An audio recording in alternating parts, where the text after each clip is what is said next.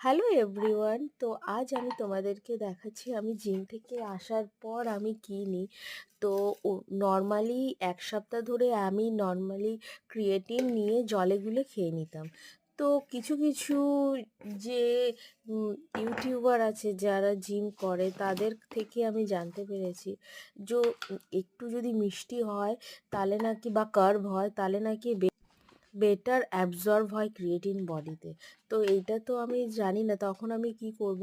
তো আমি হালকা একটুখানি চিনি আর এই ক্রিয়েটিন পাউডার 3 গ্রামের, তো এইটা নিয়ে এটাকে ভালো করে মিক্স করে আমি আজ 3-4 দিন ধরে খাচ্ছি। 2 দিন তো হয়ে গেছে, 3 দিন এটা আজ নিই 3 দিন। তো জানি না কি রেজাল্ট হবে, রেজাল্ট বোঝা যাবে। তবে হ্যাঁ, এটা ঠিক কথা তোমার বডিতে কি তবে এইটা ঠিক কথা যে তোমার বডিতে কিন্তু ওয়াটার হোল্ড হয়, এইটা আমি নিজে ফিল করেছি।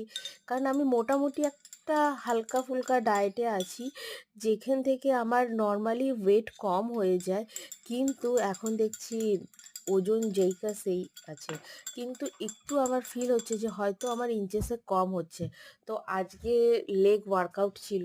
তো লেগ ওয়ার্কআউটে তো আজকে লেগ ওয়ার্কআউট ছিল। তো আজকে আমি খুবই ইনস্ট্যান্ট ওয়ার্কআউট করার চেষ্টা করেছিলাম।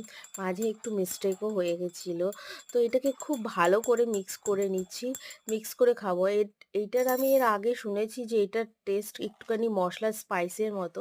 কিন্তু আমি এখন যে কিনেছি এইটাতে কোনো মানে ওরকম ব্যাপার নেই। কোনো স্পাইস বা লঙ্কার ঝালের মতো এরকম কিছু মনে